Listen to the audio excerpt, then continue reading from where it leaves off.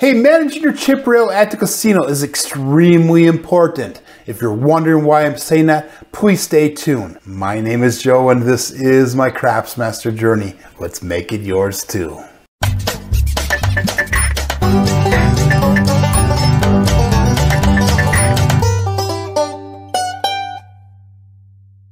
Managing your chip rail is one of the essentials that you must do when you're at the casino or even when you're at home practicing. This is done by arranging your chips in a way either on the chip rail or some other method that makes sense for you. And there's several reasons why we do this. This is why. Number one, it helps let you know where you are at all times. Now that's important because strategies depend on certain things when you're going forward on the craps table. So you need to know how many chips you have in your tray so that way you can make the right decisions when it comes to doing your strategy. Number two, it helps to know if you're in profit or if you've met your profit goal, or even if you're getting close to your stop loss. Because the way you place your bets, the way you play your strategy on a table is going to be affected by how close you are. So if you're getting real close to hitting that goal, you might want to tone it back a little bit so you don't have a chance at losing all the chips. Or if you're getting close to that profit loss, that stop loss, you might want to change your strategy a little bit, maybe become a little more aggressive so you can get some of that money back, or maybe play a little bit easier, a little bit more conservative so that way you're not losing that money as fast. All that is determined by how you manage your chip rail at the craps table. Coming in number three, and this is not something that's really thought of too often, but managing your chip rail helps prevent against theft at the table. And now it doesn't happen very often, but there are times when people around you might have the opportunity or even the notion to steal some of your chips at the table. Remember, casinos have security all over. They know that theft is a common thing in that type of setting. So let's have you take the same measures also. And I'll teach you in a future video some of the things that you can do to help prevent that opportunity from being there. Things like putting your bigger chips in the middle of your stacks on the chip rail, surrounded by the smaller denomination numbers, things like that. So we'll cover that in a future video. To add on to that, leakage is another thing at the casino. And with leakage is basically where you slowly filter money out to the table, money that you weren't planning on, money that was not in your strategy, extra money like throwing them on the horn bets or the hard ways or stuff like that. And if you don't have proper chip rail management, you don't know where you're at, and that leakage is actually going to start growing, and before you know it, a lot of your profits are gone because that's where you're throwing those extra bets into. So, managing that chip rail will help you prevent from leakage or from the casino profiting on your slowly filtering that money back onto the table. With number four, we're talking about how proper chip rail management will help you stay on strategy, stay focused, stay geared towards what you actually planned on doing before going into the casino. So that way, if you know how many chips are in your rail, you know how much you can allow per that shooter. You know how much you can spend, whether you're spending some of your profits, whether it's not profits, but it's money that you allowed for that shooter, you'll know exactly what you need to do. So it helps you with your strategy. And that was number four. Number five, and this is kind of a repeat, but not really. It allows you to know if you're ahead or if you're behind. And what I mean by that is because, after the first shooter, you'll know if you're going to be up in profits, your chip roll account is going to be up, or if you're behind, and you should hopefully know where you should be at that point in time. So if you're 15 rolls in and you only have a profit of $10, hey, you're probably doing something wrong. So knowing exactly how many chips are in that rail and where you should be along in your strategy, like my phase 4 strategy, I plan on the first 3 to say 6 rolls where you're trying to get back to that break-even point. After you get past the 6th or 7th roll, even the 8th roll, that's where we're going to start making the profits. And if I'm not making a profit at that point, I know that I need to make some adjustments in order to make that so it's more feasible, more profitable, more in line with what I'm looking for going forward in the casino. And finally, proper chip rail management will give you that advantage, that edge above and beyond your strategy at helping protect your money. You know, so if you're in a profit, knowing that you're in a profit will help you protect that money, so that way the casino has a lesser chance of earning it or making it back. Again, you know, the faster you can make a profit, the faster you can get off the table, the lesser of a chance the casino has to get that money back from you, because they bank on you getting caught up in the hype and the excitement. And if you don't know how many chips are in your rail, if you don't know where you are along the journey towards meeting your profit goal or your stop loss for that matter, the casino is at an advantage then, because they're going to try to keep it there as long as they can. They're going to try to get you to spend your money or put your chips on the table. And the more chips on the table that you put out there, the better for them, because you have a better chance at losing that money. Remember, the game of craps is a negative expectation game, meaning that the longer you're at a table, the more you're going to lose. But if you use your strategies and you use certain strategies at particular moments in the game, that's where you actually get the advantage, where you actually start earning money. So remember, proper chip management will help you better yourself, will help you keep true to your strategy, will help you prevent leakage or that casino earning your money back. If you're liking this video so far, please, please, please, please give me that thumbs up, because every little bit of support that you give me helps me along my Craps Master journey. And remember, this is both of our journeys. I bet you're asking why chip rail management actually is of concern, why it's an essential strategy that you should learn for the craps table. And I also bet that you're asking, when will I even have time to manage those chips at the rail? Because if it's a fast-moving table, if it's an exciting table, it seems like you don't even have that time or that chance to actually manage those chips or move those chips around them or organize them in a way that makes sense. And my answer back to you is going to be, it depends. Okay, so what I mean by it depends. You know, let me use this analogy. It's kind of like cleaning your house. Your house can be a complete mess, but when you first start cleaning the house, you're going to take the time, you're going to set it up, you're going to organize it, you're going to make it the way that you want it, the way that makes sense to you, just like your chip rail. That first time is hard to do, okay? But once you get it done, if you can keep up on it on a timely, regular basis, it's going to be really easy. It's going to take very little time to keep on cleaning your house. So kind of like your chip rail now. When you first buy in, you're going to get this huge stack of chips. Greens, blacks, reds, whites, whatever it be. It's going to be your task or your goal to set up your chip rail in a way that makes the most sense to you. And that's going to be the hardest part, is right when you first start. Now, once you get it set up, and there's a couple of different ways that I'll get into how you can set it up, but once you get it set up, you need to stay on top of it every single time that a throw is put out there and you receive your profits. You know, organize your rack really, so that we can keep up on it, and it makes it that much easier to keep going, keeping it organized in the future.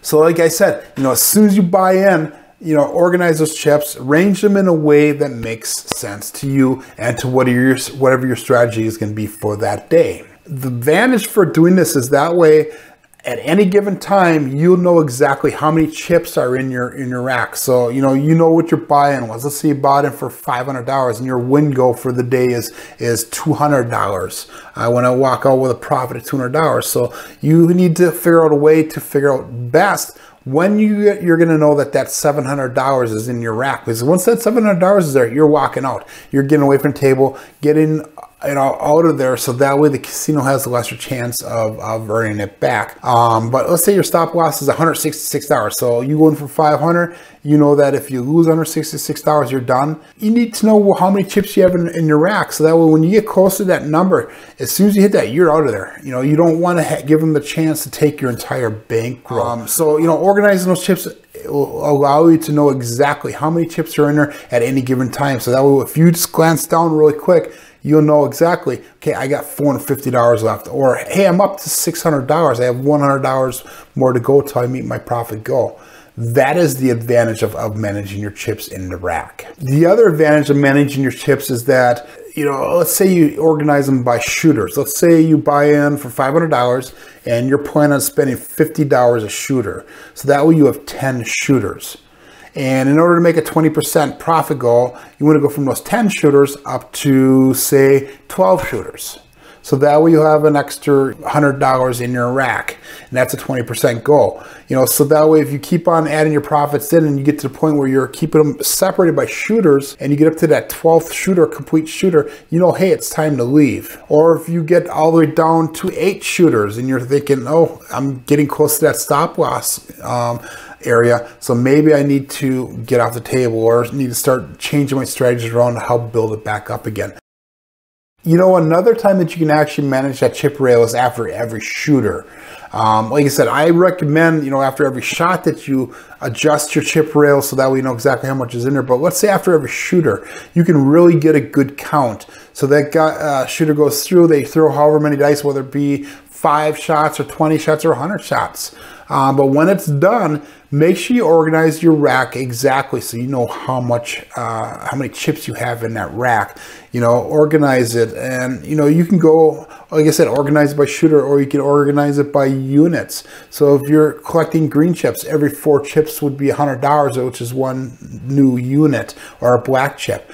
You know, if you're working with reds, 5 reds will make a green. So if you combine those 5 reds together to make 1 green, that'll be a $25 unit. Or you can go 20 reds to make a black unit, however you want to organize it.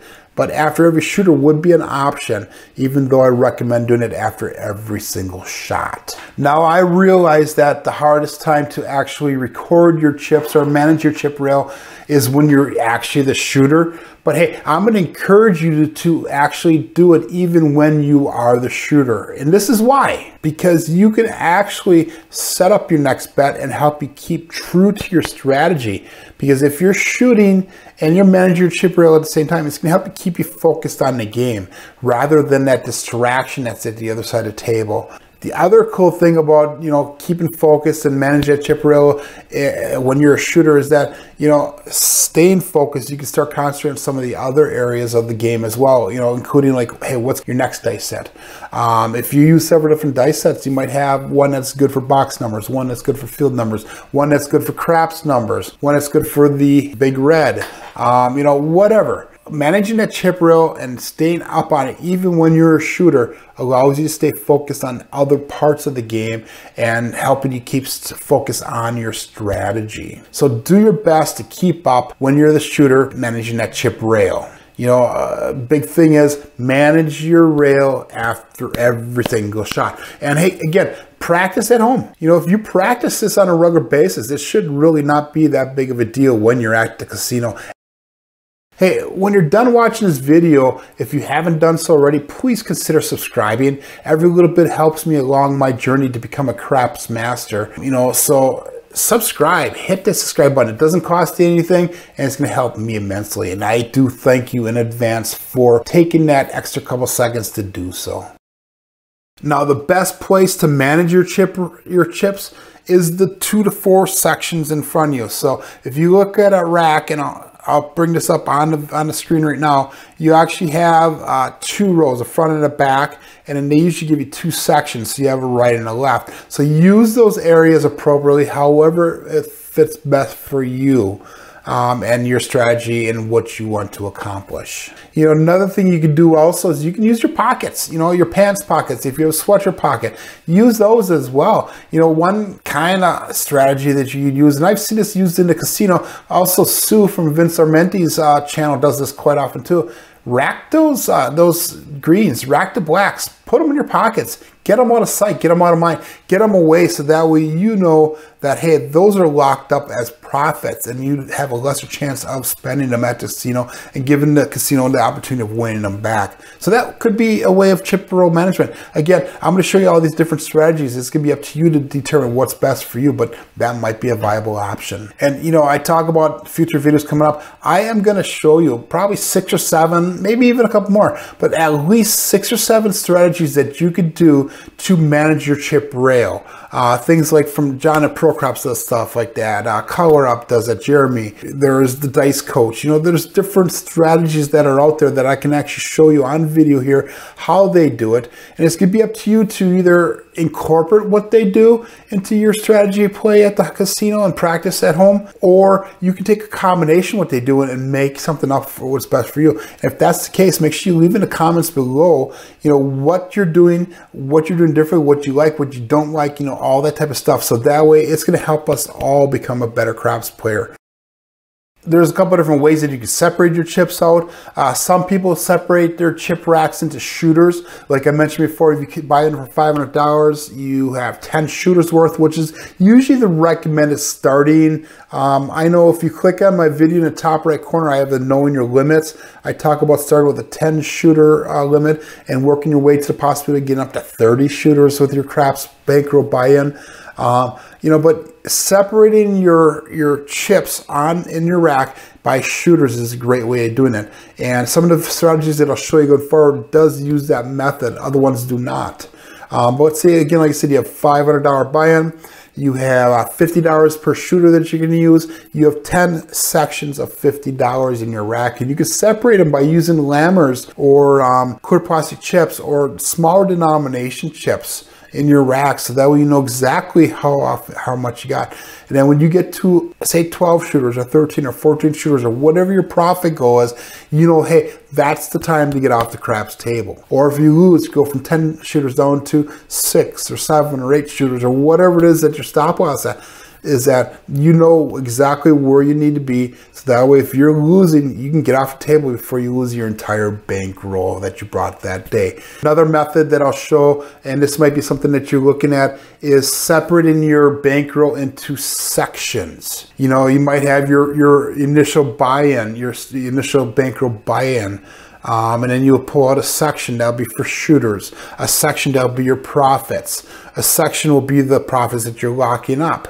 Section might be extras, like John at Pro Craps has extras for tips for the waiters, dealers, maybe for some prop bets that you want to do. So you can, put things into sections rather than shooters, put it into sections. And if you know how you're doing that and you know exactly how much you have in each section, that's going to allow you to know what your chip count is at that particular moment, any particular moment that you look at your rail. You could also use profit sections in your chip rails. So let's say you play your shooters worth of money and you have a profit left over at the end. You can put that money into a certain section of your rack, and that way you'll know exactly how much money that you have in there and where you are at in your strategy. And again, we're going to show different things in our videos in the future on how to do this. So stay tuned. Let's see where we're at and try to follow along with that. You can also manage your rack according to your shooters, where you are along your shooters. Some people will buy, if there's 8 shooters at the table, they'll set up 8 shooters in their rack. And that way they know where they're at, and they'll go through that one shooter and then keep all their profits or losses aside, and then they'll do a recount at the end. Again, we'll show you strategies like that going forward. Also, things that you can do by setting up your rack by the shooter, and a couple of different possibilities we can work with. So let's stay tuned for those. Like I mentioned before, a few tips that you can do, with your bigger chips. If you have $100 chips, or even your $25 chips for that matter, try to keep those towards the center of your rack. So that way there's a lesser chance of people that are around you actually picking in and taking those chips out of your rack. Like I said, the chance of that happening is probably slim, but the opportunity is there for people to steal these chips. So the better you can do to protect yourself, the better that it is going forward. And I also mentioned using lammers. John at Pro Craps has his own little black lammers that he does, but he started off with clear plastic ones. And he got the idea from looking at the other tables, like the baccarat tables, and how they separate their chips out. But that's something that you can use. Use a lammer or a clear plastic chip, or a lower denomination chip to help separate your sections of your chip rack, so you can keep track of how much money's in there, how many shooters are left, all those type of things. And the final tip that I can give you right now is that, hey, if you have to leave the table for whatever reason, whether it's to go outside to smoke, because especially here in Wisconsin, we're not allowed to smoke inside a casino. or if you have to use the bathroom, or if you just want to take a couple-second break or a couple-minute break and you can step away from the table, ask for a chip rack cover or a towel or something to put over the top of your rack. Don't just say, hey dealer, I'm gonna be right back, can you watch my chips? Because chances are they'll say yes. Chances are they might not be watching as closely as you would hope that they would. So ask for something to put over the top of your rack, so that way your chips can be protected. Maybe even consider taking some of your big ones, put them in your pocket when you leave. But, you know, leave something there so that way they can save your spot. And, you know, if you do make trips away from your table, try not to make them too frequent, because the more often you do that, the less likely the casino is going to like that, because they want to keep a certain number of shooters at the table. They want to have a certain number of rolls at the table per minute, per hour, per whatever, so that way they can keep their money flowing as well. And the less that you're at the table, the less they're going to like that. In summary, you know, remember that chip rail management, proper chip rail management is extremely important, and it is considered to be one of the essentials that you should get down or you should master in order to become a successful craps player at the craps table in a real casino. And remember that there's many different ways that you can actually manage your chip rail. We're going to go through, like I said, 6, 7, 8 different strategies that other people use that you can actually take, make part of yours, maybe use bits and pieces from one or the other and put them together and make your own. And if, like I said, if that's the case, make sure you leave in the comments below the things that you are doing. Also, guys, you know, if there's stuff that you are liking from this video, make sure you put in the comments, or stuff that you disagree with, put it in the comments below, so that way we have a chance to discuss it. Another thing is, you know, make sure that you practice. That's key to becoming, to making this habit when you're at the casino, to make it routine or habitual, so that way you don't have to think about it when you're actually at the craps table. The more you practice chip rail management at home, the more you practice it in your mind if you don't have that table available, or if you practice it on your phone app and that, the easier it's going to be to do at the casino, the more likely it's going to be that you're going to follow it in the casino, and the more advantageous it is going to be to you at the casino. So that way it's going to allow you to just focus on your strategy, focus on the table conditions, focus on the people around you, and the chip rail management, that's going to be, it's an essential, but it's going to be a side thing that you really don't have to think about that much. So make sure that you practice at home. And then also, you know, utilize the spaces given to you. Usually you're given 2 to 4 areas in front of you on the chip rack. So you have a front and back, left and right. You know, in COVID times, sometimes you have a little bit more area. Maybe you have 6 things or 6 racks that you can work with. Use what's given to you. Also remember, you can also use your pockets if needed. You know, put some of your bigger chips in those pockets and tuck them away, so that way you don't have the opportunity or the risk or the want to spend them. Finally, you know, stay tuned for the videos that I'll have in the future that actually show you how other people manage your chip rails and the chips at the casino table, at the craps table. And, you know, I'll talk about the ones that I like best. I have some simple ones, some more advanced ones, things that you do at home, things you do at the casino. So stay tuned. We'll cover some of that stuff going forward. So, and remember that managing your chip rail is only one of the 5 essentials that you should do when you go to the casino. If you want to learn what the other 4 essentials are that you should practice at the craps table in the casino in order to become a more successful craps player, make sure you click on that link in the top right corner here, and that'll bring you over to my video that talks about the 5 essential things that you should do at the craps table when at the casino. Hey, my name is Joe, and this is my Craps Master Journey. Let's make it yours too. Thanks a lot, guys.